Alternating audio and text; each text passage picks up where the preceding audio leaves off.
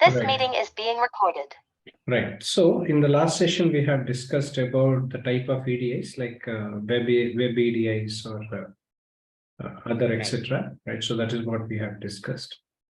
In this today video, I am explaining about what are the different the claim related codes and benefit codes, all that we use. And what are the documents are required for that? Because being a business analyst, we must have a clear understanding about what are the information will be required and available under the particular document is what is required. So the first one is called EDI 270. You can write down EDI 270, which will be for healthcare eligibility and benefit inquiry. So this is the one which majorly useful for us to have a kind of request information from any kind of healthcare insurance company about the kind of policy coverages. Right? So at the same time, relating to the particular plan, what we are going to take, etc., etc. Right. So because this is something which I can connect with the Medicare, first of all, because in this Medicare, usually you see there are 4 different plans, A, B, C, D. Right. So depends on the kind of plan, whatever an individual is applying for the coverage purpose of that. This EDI 270 is the one which will be used to see the eligibility and benefit inquiry here. Because eligibility criteria also matters, because based upon the eligibility criteria, that respective individual or the group of people, so these plans are being applicable. Not only that, people has to know about the kind of coverage in reference to the policy coverages. As I told you, plan A is completely into inpatient and second is outpatient, etc., etc.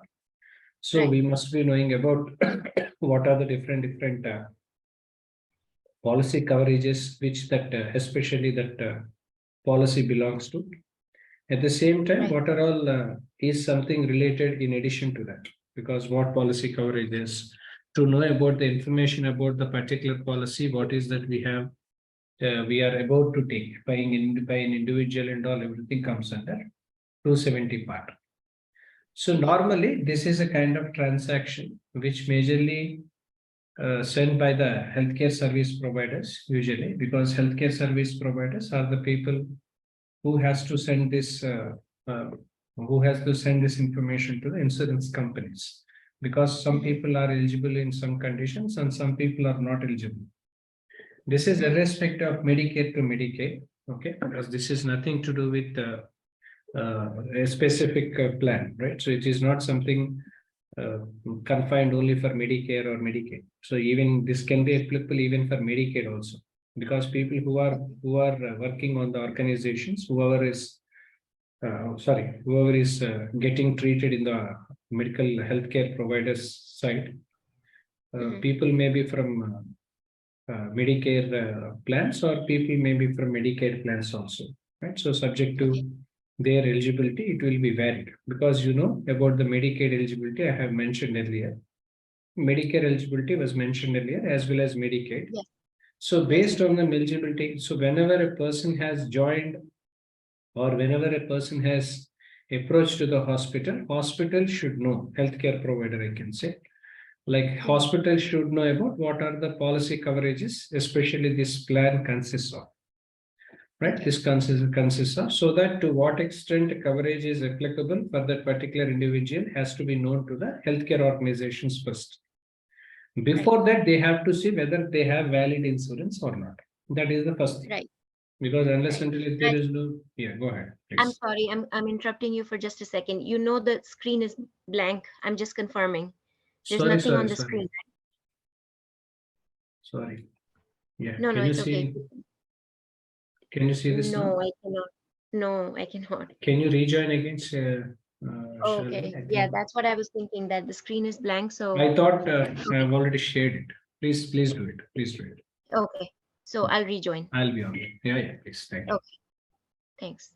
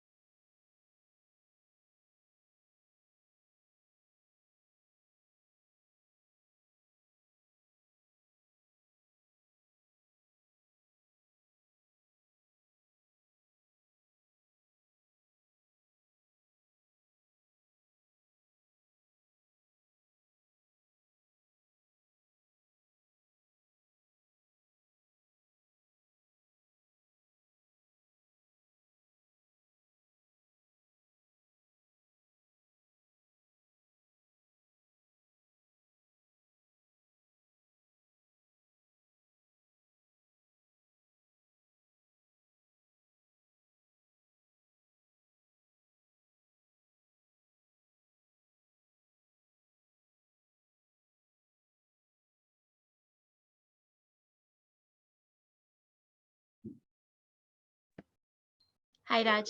Yeah. Yeah, I can see it now. Thank you. Okay. Right. So this is what generally it was actually when we see about. So 270, right? So 270 is an Right. eligibility inquiry. So when we see about eligibility inquiry in reference to the healthcare part, and usually hospitals and healthcare providers has to see that, because depends on the kind of plan an individual has belongs to what extent these policy coverages are applicable has to see. Because some people might have taken, sometimes it is due to ignorance. I don't say that people don't have any awareness. People will have an idea for sure, because people whoever has an insurance will have an idea 100%. But usually it's a hospital's responsibility is to check and ensure that whatever the policy coverages are applicable for that particular policy, that organ that hospitals has to ensure that. This is what generally 270 will be majorly used for. And when we talk about 270, this is nothing to do with whatever the plan are we going to use. Either it could be Medicare or a Medicaid plan. Usually, either it could be Medicare, it falls under ABCD. If it was Medicaid, there is no separate plan as such for Medicaid. Right.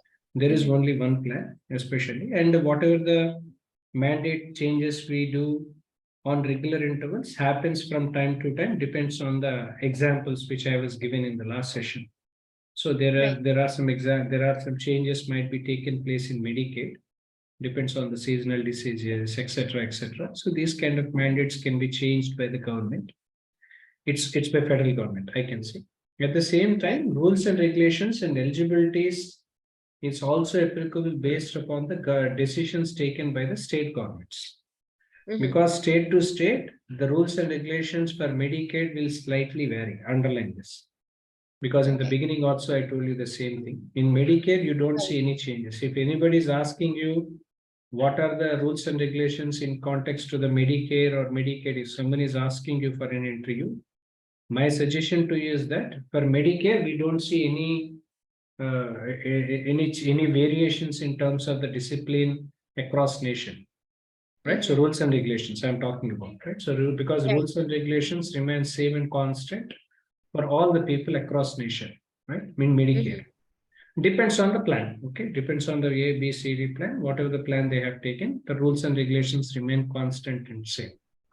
But when we talk about Medicaid, it was not the case. Because when we talk about Medicaid, depends on the state, geographical and demographical condition, plus remaining factors. Whatever the rules and regulations may slightly vary, depends, because some states are, I can say, for example, geographically, if you see, some states are very cold, right? You know that, right?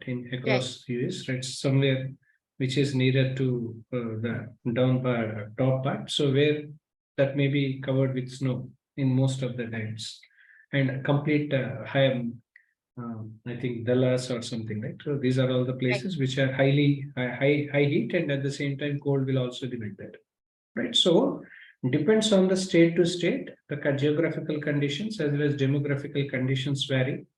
So there are some slight variations which you can see here, right? This is what generally we talk about Medicaid or Medicare, whatever it is. So this is what generally we talk about eligibility coverage of benefit inquiry, which is 270.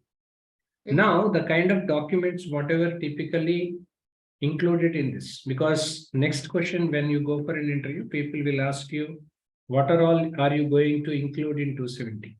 Because if you have taken 270 document, if you are preparing for eligibility cover and benefit inquiry. So people could ask you, what are the different informations you are going to mention in this document, right? This question might be come across.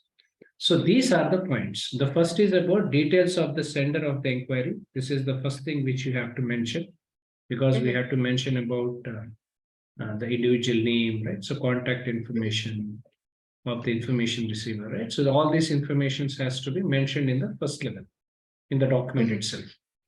At the same time, name of the recipient of the inquiry, right? So the information about the source from where the source of information we have received. That information must also be mentioned in the document itself. At the same time, we have to mention about the kind of plan of which that person has subscriber about an inquiry is referred for, right? Whatever the details of the plan which that subscriber has identified for, right? Because different plans people may use, right? So either it could be Medicare, they may be using sometimes, because normally C is what Medicare Advantage plan, as I told you. That is a Right. plan which majorly these private organizations, insurance companies will be handled, authorized, which is authorization has given by the government. So normally these people use. So plan C will be there. So plan subscriber is something comes under that.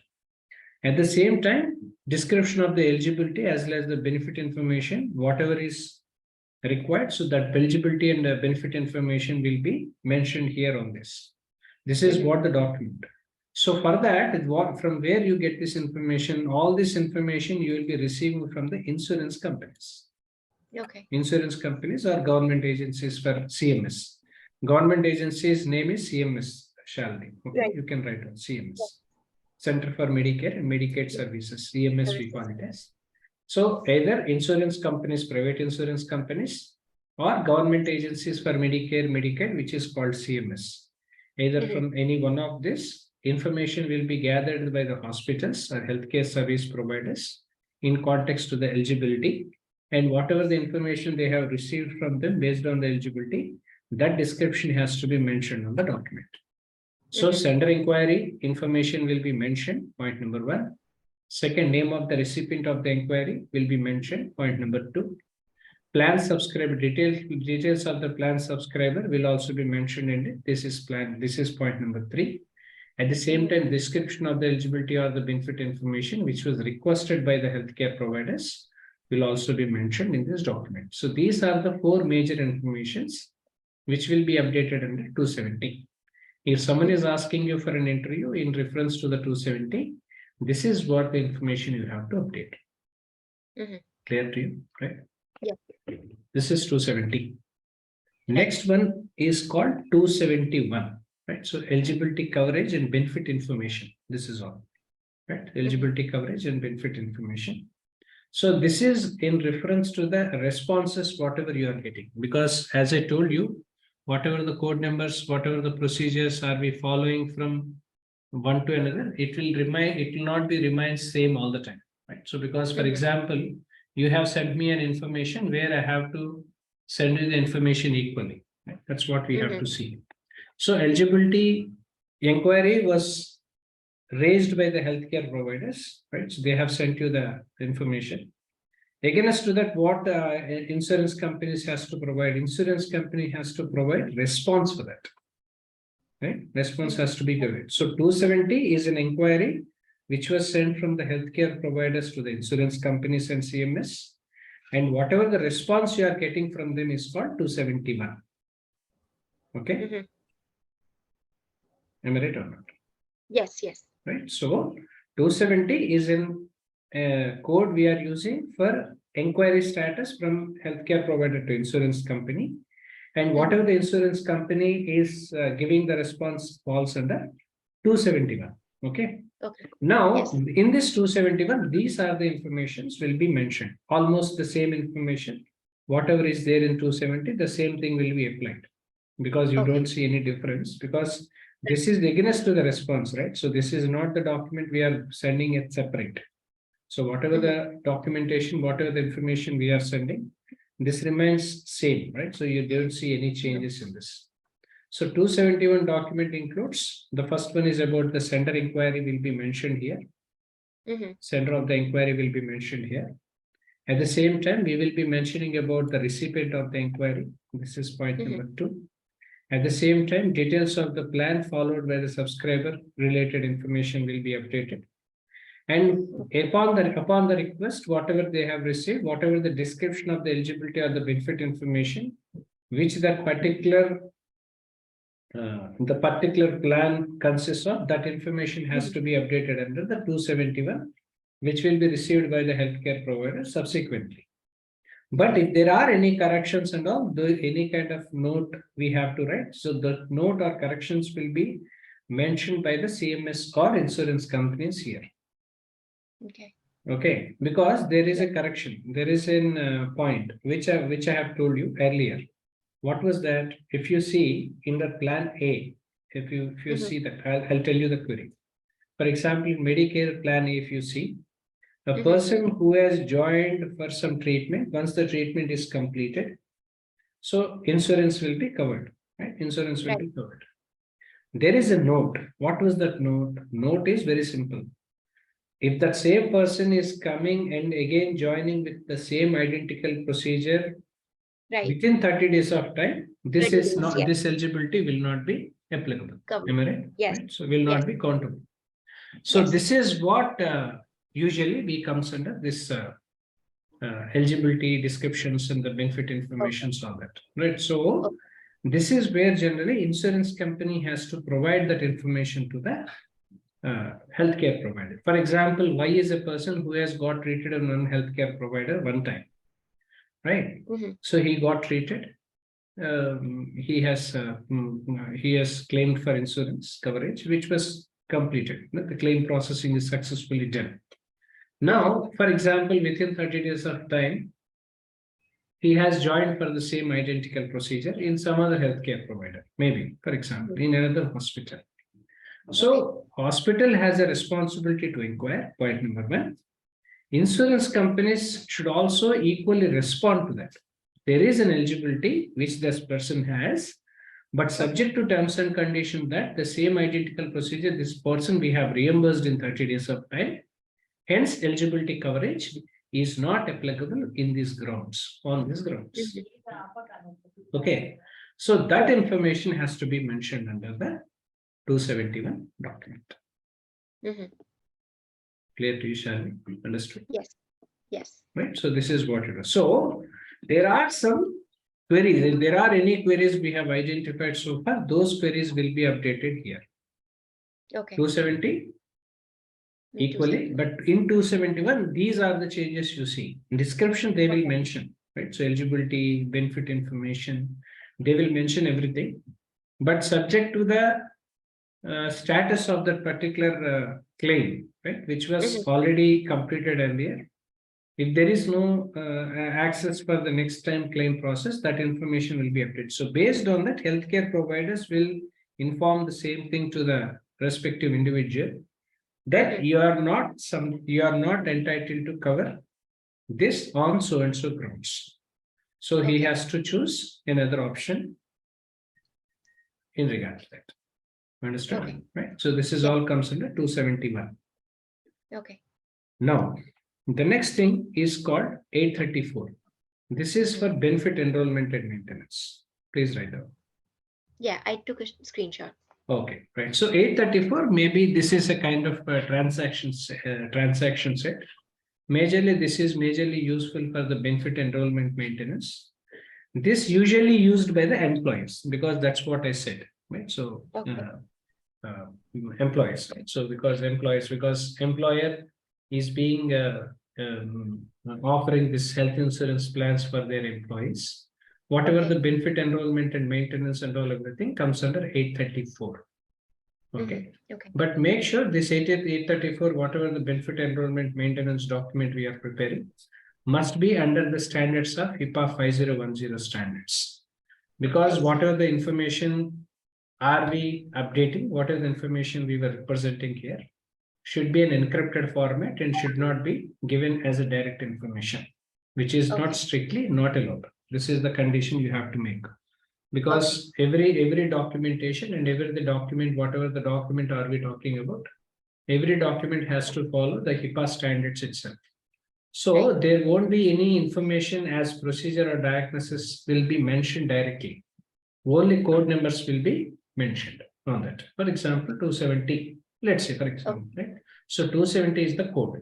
So 270, for what purpose 270 is applicable? So that will be received and that will be managed by the insurance companies. Okay, because this is all something to protect the health information of the individual, because there are possibilities that data leakage should not happen. By keeping that into context, whatever the standards of 5010 says, Based on that, whatever the information they were mentioning, everything should be under the code numbers. But 834 is a benefit enrollment, which majorly used by the employers, because there are a lot of employees working for an organization. Employer is benefiting this to the employees, right? So for their health, well-being and all everything, they are providing it. Okay. So normally what these employees do, employees will have a contract with some private insurance company. And whatever the plans they come up with, what are the different plans they come up with is completely subject to this organization only. You know, those plans, those customized plans are not applicable outside. For outside, it won't be applicable, because outside there will be generalized plans where we will be available. But here it is different, right? This is what generally we talk about, this benefit enrollment, maintenance, all that. So this is where generally this benefit enrollment information will be there. Now, when we talk about 834, these are the following functions we do. Please write down. You can take a screenshot of it. I did. Right. The first was about new enrollments. Right. So if there is any kind of new enrollments, why new enrollments? Because if there is any new employees were joined. Okay. New employees were joined. So whenever new employees were joined, usually there are two conditions here. One is permanent employees, second is contract employees. Okay. Two. Permanent employees, yes, permanent employees, there are some benefits will be there. Contract employees subject to the company policy, because based on the company policy, usually contract employees doesn't have any kind of benefits, right? So usually they don't get any kind of benefits. They'll be only director, they'll pay the financials, right? So packages to them, because they may not be comes under any kind of benefits, right? So that again, that depends on the organization to organization. If there is any changes, that may be different. But whoever has, please go ahead. Sorry. In the new enrollment, would a new dependent go in the new enrollment? Like if somebody got married and wants to have their spouse enrolled, would that also go in new enrollment? That depends on the kind of information they have provided. For example, a person has got married, right? So whenever a person has joined there itself, if the person falls under the terms and conditions what it was given by the organization, again that spouse will also be included in it. Otherwise, he is an individual who will be enrolled only for that, not for his family. Because for every plan, complete family won't be added, right? Right. No, I understand that. So like if somebody joins the company as a single, and then after joining, they get married, and now the spouse is there. So would that be a new enrollment also? That depends on that depends on the years of experience what that person is working with this organization and all that, etc., etc. So there are some then only that the spouse will also be added for the health insurance plan. Not immediately. Because sometimes that insurance plan will be under the process of validation, right? So under the process of it is in the active state. So whenever the new enrollment, whenever the renewal thing happens, that time there is a request has to be made. Request has to be made based upon the previous experience, since how long that person is working. Based on that, spouse can also be added or something. So that will be added accordingly. Right? That is what I mean. That is where generally the second point, whatever the question you have asking, so that is where generally the relevance of it. Changes in the members enrollment. This is where it comes, right? So because if there is any kind of changes, again, subject to terms and conditions, the changes can be applied. But changes in the member enrollment, as you said, for example, couple got married. So they both were enrolled. Now, maybe then next coming few years, their children, right? Whoever is recently born will automatically get that members enrollment. But generally, these changes has to be updated when and wherever it is needed, right? Because it will not be done automatically. Depends on the necessary documents, whatever we have submitted. These changes will be allotted subsequently. That's what generally. Next, reinstatement of members enrollment. If there is any kind of reinstatement of member enrollment was done, that also comes under these functionality, 834. Next, disenrollment of members. Disenrollment of members means you know it. For example, Yes. a person has gone out of the organization or been terminated for any of the reason. Automatically, those people will be disenrolled as a member. So that whatever the benefits and all everything won't be applicable here. Right. Clear to you? Yes. Right. So these are the new enrollments which normally we do. Right. So new enrollments will be comes under this. Changes in the members enrollment will also come into this. Reinstatement of a members enrollment will come into this. Next, disenrollment of members will also be added into this. So these are the basic functionalities which are comes under 834. Now, these are the informations which has to be included in the document. You can take a screenshot. 834 document,